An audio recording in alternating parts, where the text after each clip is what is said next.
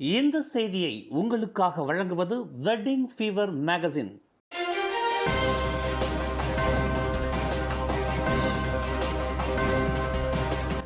வணக்கம். திசைகளின் 10 மணி செய்திகள். ஸ்லாங்கூர் மாநில கல்வி உதவி இயக்குனர் மணிசேகர் உட்பட 4 எதிராக SPRM-இல் புதிய ஆதாரங்கள் சமர்ப்பிப்பு. ஸ்லாங்கூர் சுங்கைபுலு RRI தமிழ் பள்ளியில் பள்ளி மேலாளர் வாரியத்தில் நிகழ்ந்ததாக கூறப்படும் அதிகார துஷ்பிரயோகம் மற்றும் நிதி முறைகேடு தொடர்பில் ஸ்லாங்கூர் மாநில தமிழ் பள்ளிகள் மற்றும் பாலர் பள்ளி பிரிவின் உதவி இயக்குனர் மணிசேகர் சீரங்கன் உட்பட 4 எதிராக புதிய ஆதாரங்கள் புட்ராஜயாவில் உள்ள மலேசிய ஊழல் தடுப்பு ஆணையமான SPRM-இல் ஒப்படைக்கப்பட்டுள்ளன. மணிசேகருக்கு அடுத்து RRI தமிழ் பள்ளி மேலாளர் வாரியத்தின் முன்னாள் தலைவர் வாசுதேவன் முனுசாமி, பெற்றோர் ஆசிரியர் சங்கத்தின் முன்னாள் தலைவர் செந்தில்நாதன் ராமையா, பாலர் பள்ளியை சேர்ந்த அவர்களின் சக தோழரான அன்பழகன் செங்கோடன் ஆகியோருக்கு எதிராக புதிய ஆதாரங்கள் சமர்ப்பிக்கப்பட்டுள்ளன. RRI தமிழ் பள்ளியின் முன்னாள் மாணவர்கள், பெற்றோர் ஆசிரியர் சங்க தலைவர் திருநாவுக்கரசு வத்துமலை, துணைத் தலைவர் மாதவன் வத்துமலை, மண்ணின் மைந்தன் தியாகராஜன் லட்சுமணன் மற்றும் பெற்றோர்கள் இணைந்து மலேசிய தமிழர் முன்னேற்றக் கழகத்தின் தலைவர் ரமேஷ் கண்ணன், செயலாளர் ஈஸ்வரி சுப்பிரமணியம் மற்றும் இயக்க பொறுப்பாளர்கள் புதிய ஆதாரங்களை உள்ளடக்கிய மகஜரை ஒப்படைத்தனர். SPRM தலைமை ஆணையர் தான் ஸ்ரீ அசாம் பாக்கி சார்பில் அந்த மகஜரை SPRM தொடர்புத்துறை அதிகாரி கணேஷ் ஜெயராம் பெற்றுக்கொண்டார்.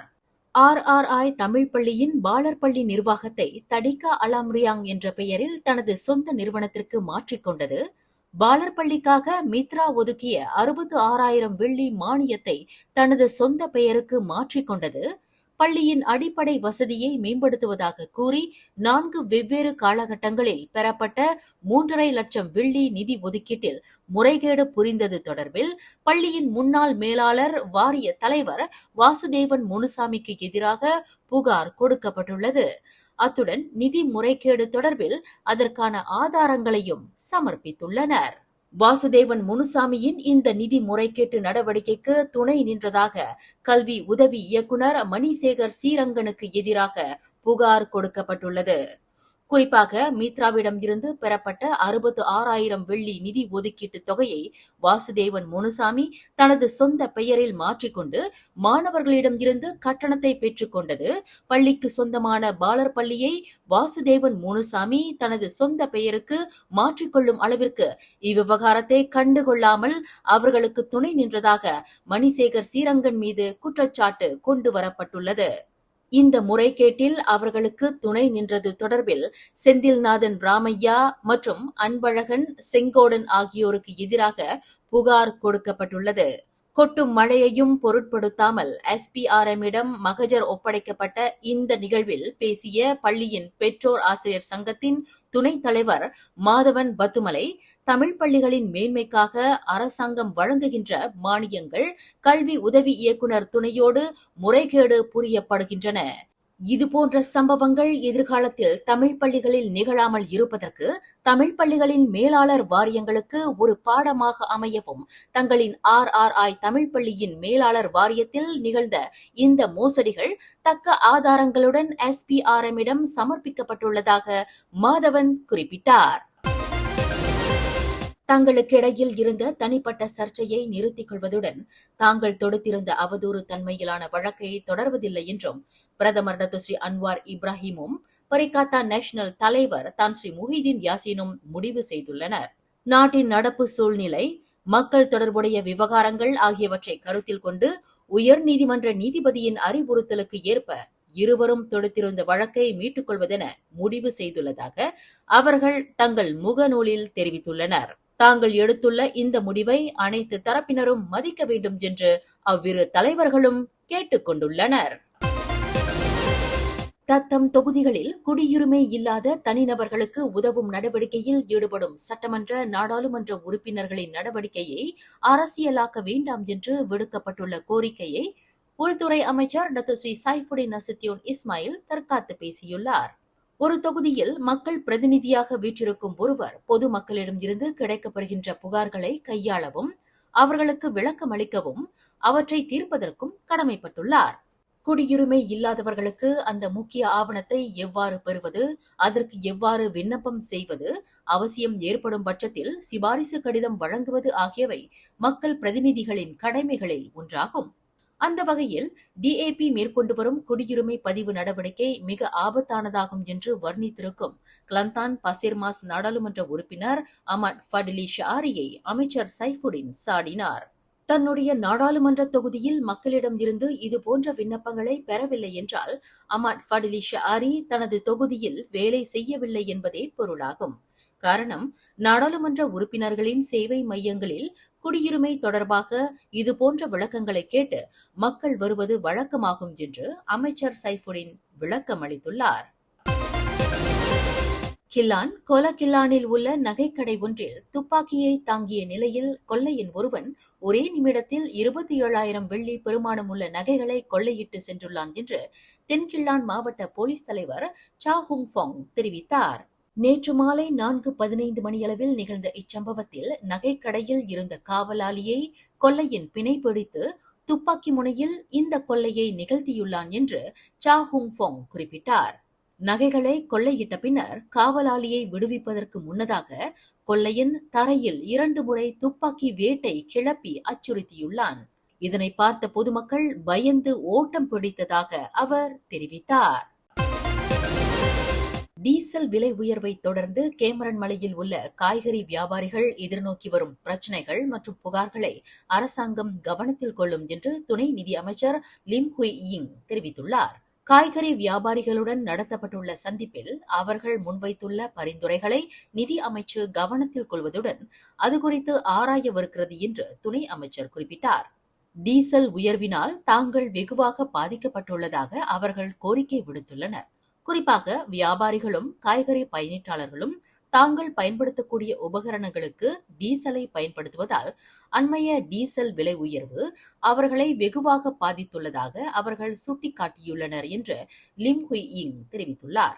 டீசல் உதவித்தொகைக்கான மானியத்தை அவர்கள் கோரியிருப்பதாக அவர் குறிப்பிட்டார். கழிப்பறையில் இருந்த பெண்ணை எட்டி பார்த்த 24 வயது இளைஞர் ஒருவர் கைது செய்யப்பட்டுள்ளார். ஜோஹர் பத்துபஹாட்டில் ஜலன் புளோரா உத்தாமாவில் உள்ள ஒரு ஷாப்பிங் மால் பேரங்காடியில் நேற்று பிற்பகல் 12:30 மணியளவில் இச்சம்பவம் நிகழ்ந்ததாக தெரிவிக்கப்பட்டது. அந்த நபரின் வக்ர செயலை தொடர்ந்து 28 வயது பெண் பயந்து அலறி உதவி கோரி கூச்சலிட்டுள்ளார். அவரின் சத்தத்தை கேட்டு அங்கிருந்த பாதுகாவலர் ஒருவர் அந்த இளைஞரை நாலாபுரமும் தேடியுள்ளார். பின்னர் கடை ஒன்றில் மறைந்திருந்த அந்த இளைஞரை அவர் வளைத்து பிடித்ததாக பத்துபஹாட் மாவட்ட போலீஸ் தலைவர் ஷாருல் அன்வார் முஷாடர் அப்துல்லா தெரிவித்தார். கடந்த திங்கட்கிழமை முதல் டீசல் விலை உயர்த்தப்பட்டதை தொடர்ந்து சுற்றுலா பேருந்து நடத்துனர்கள் தங்கள் பேருந்துகளுக்கான வாடகை கட்டணத்தை 20 விழுக்காடு உயர்த்தவிருக்கின்றனர். இந்த வாடகை கட்டண உயர்வு வரும் ஜூன் 17ஆம் தேதி முதல் அமலுக்கு வருவதாக மலேசிய உள்ளூர் சுற்றுலா சங்கமான மீதா அறிவித்துள்ளது. டீசல் விலை உயர்வுக்கு ஏற்ப சுற்றுலா பேருந்து கட்டண முறையும் மறுசீரமைக்கப்படவிருப்பதாக அதன் தலைவர் மின்ச்லியாங் தெரிவித்துள்ளார். எனினும் இந்த வாடகை கட்டண உயர்வு ஒரு தற்காலிக நடவடிக்கையாகும். சுற்றுலா பேருந்துகளுக்கான டீசல் சலுகை விலையில் கிடைப்பது தொடர்பாக அடுத்த மாதம் சுற்றுலா கலை கலாச்சார அமைச்சர் யங் கிங் சிங்கை மீதா சந்திக்கவிருக்கிறது. அந்த சந்திப்பு நடைபெற்று இணக்கம் காணப்படும் வரையில் வாடகை கட்டணம் 20 விழுக்காடு உயர்த்தப்படும் என்று மின்ட்லியாங் தெரிவித்துள்ளார். ஊலுத்திராம் போலீஸ் நிலையத்தில் நடந்த தாக்குதல் சம்பவம் தொடர்பில் சுட்டுக் கொல்லப்பட்ட சந்தேக பேர்வழியின் குடும்பத்தை சேர்ந்த 5 2012ஆம் ஆண்டு சிறப்பு நடவடிக்கைகள் பாதுகாப்பு சட்டமான சோஸ்மாவின் கீழ் தடுத்து வைத்திருப்பது நிலைநிறுத்தப்பட்டுள்ளது. இச்சம்பவம் தொடர்பாக போலீசார் விசாரணை செய்வதற்கு ஏதுவாக சோஸ்மா சட்டத்தை பயன்படுத்த முடியும் என்று உள்துறை அமைச்சர் டத்துஸ்ரீ சைஃபுடின் நசுத்தியுன் இஸ்மாயில் தெரிவித்தார். அதேவேளையில் சம்பந்தப்பட்ட குடும்ப உறுப்பினர்கள் வழக்கறிஞரை நியமித்துக் கொள்வதற்கு மேற்கண்ட சட்டம் அனுமதிப்பதாக அவர் குறிப்பிட்டார். 19க்கும் 62க்கும் இடைப்பட்ட வயதுடைய அந்த 5 எதிரான தடுப்பு காவல் காலக்கெடு முடிவடைந்ததை தொடர்ந்து அவர்களை சோஸ்மா சட்டத்தின் கீழ் தடுத்து வைப்பதற்கு போலீசார் முடிவு செய்துள்ளதாக இதற்கு முன்பு போலீஸ் படை தலைவர் தான் ஸ்ரீ ரசருடின் ஹுசேன் தெரிவித்திருந்தார். வருகின்ற திங்கட்கிழமை ஹஜ்ஜி பெருநாளை முன்னிட்டு கிடா மாநிலத்தில் உள்ள 19 இடங்களில் ஆப்ஸ் ராயா ஹஜ்ஜி திடீர் சோதனை மேற்கொள்ளப்படவிருப்பதாக கிடா மாநில போக்குவரத்து இலாக்காவின் தலைமை அதிகாரி ஸ்தியன் வான் லூதாம் தெரிவித்தார். கடந்த ஜூன் 10ஆம் தேதி தொடங்கிய இச்சோதனை இம்மாதம் இறுதி வரையில் நடைபெறவிருப்பதாக ஸ்தியன் வான் லூதாம் அறிவித்தார். Ops khas kenderaan komersial dan teknikal, Ops khas motosikal, Ops khas kenderaan persendirian என்று 3 வெவ்வேறு சோதனைகள் மேற்கொள்ளப்பட உள்ளன. கடந்த 3 நாட்கள் மேற்கொண்ட இச்சோதனையில் மொத்தம் 8277 வாகனங்கள் சோதனைக்கு உட்படுத்தப்பட்டுள்ள வேளை பல்வேறு குற்றங்களின் அடிப்படையில் 2627 வாகனங்களுக்கு சம்மன்களும் 74 வாகனங்களும் கைப்பற்றப்பட்டதாக ஸ்தியன் வான் லூதாம் கூறினார். நாட்டின் முக்கிய சுற்றுலா தலங்களில் ஒன்றான Genting Highlands sky world's outdoor விளையாட்டு பூங்காவில் இன்று வெள்ளிக்கிழமை மாலை 4:55 மணியளவில் தீ விபத்து நிகழ்ந்துள்ளது. அந்த மலைவாசஸ்தலத்தின் பூங்காவில் 4 மாடி கட்டடங்களின் ஒன்றில் இந்த தீ சம்பவம் நிகழ்ந்துள்ளதாக கெந்திங் ஹைலண்ட்ஸ் தீயணைப்பு மீட்புப் படை பேச்சாளர் ஒருவர் தெரிவித்தார். 18 நிமிடங்களில் அவ்விடத்தை வந்தடைந்த பந்தோங் மற்றும் ஜண்டபாய் ஆகிய நிலையங்களைச் சேர்ந்த தீயணைப்பு மீட்புப் படையினர் சுமார் 1 மணி நேரத்தில் தீயை கட்டுப்படுத்தினர். இதில் யாரும் காயம் அடையவில்லை. தீ ஏற்பட்டதற்கான காரணங்கள் கண்டறியப்பட்டு வருவதாக அப்பேச்சாளர் குறிப்பிட்டார். ஆன்லைன் சூதாட்டத்தை ஊக்குவிப்பதற்கு தத்தம் சமூக வலைதளங்களில் பிரச்சாரம் செய்து வந்ததாக நம்பப்படும் சமூக வலைதளங்களில் பிரபலமாக விளங்கும் 27 பேரை போலீசார் கைது செய்துள்ளனர். 21க்கும் 35க்கும் இடைப்பட்ட வயதுடைய அந்த 27 பேரில் 23 பேர் பெண்கள் என்றும் 4 ஆண்கள் என்றும் புகிட் அமான் போலீஸ் தலைமையகத்தின் குற்ற புலனாய்வுத்துறை இயக்குநர் டத்தோஸ்ரீ முகமது சுஹைலி முகமது ஜெயின் தெரிவித்தார். தொடர்புத்துறை மற்றும் பல்லூடக ஆணையமான MCMCயின் ஒத்துழைப்புடன் கடந்த 2 மாத காலமாக மேற்கொள்ளப்பட்ட உளவு நடவடிக்கையின் எதிரொலியாக இந்த கைது நடவடிக்கை அமைந்துள்ளது.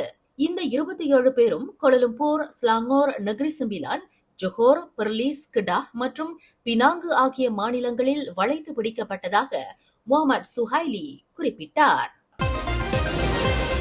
சுத்திகரிக்கப்படாத சமையல் எண்ணெயை ஏற்றிச் சென்ற கொள்கலன் லாரி ஒன்று தடம் புரண்டு எண்ணெய் வழிந்தோடியதில் அந்த எண்ணெயை அகற்றி சாலையை சுத்தம் செய்வதற்கு தீயணைப்பு மீட்புப் படையினருக்கு சுமார் 4 மணி நேரம் தேவைப்பட்டது. இச்சம்பவம் இன்று காலை 9 மணியளவில் வடக்கு தெற்கு நெடுஞ்சாலையின் 329.4வது கிலோமீட்டரில் தாப்பாவிற்கு அருகில் நிகழ்ந்தது. இயந்திரத்தின் உதவியுடன் 5 வீரர்கள் சாலையை சுத்தம் செய்யும் பணியில் ஈடுபட்டதாக செயலாக்க நடவடிக்கைக்கு தலைமையேற்ற ஃபக்ருல் மட்சின் தெரிவித்தார். இச்சம்பவத்தில் ஒருவர் காயமுற்றார். சாலையில் எண்ணெயின் வழவழப்பை அகற்றுவதற்கு மரத்தூள் பயன்படுத்தப்பட்டதாக அவர் குறிப்பிட்டார்.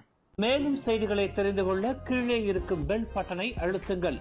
உங்கள் மகிழ்ச்சியை வெளிப்படுத்த லைக் மற்றும் ஷேர் செய்யுங்கள். தொடர்ந்து திசைகளோடு இணைந்திருக்க சப்ஸ்கிரைப் செய்யுங்கள்.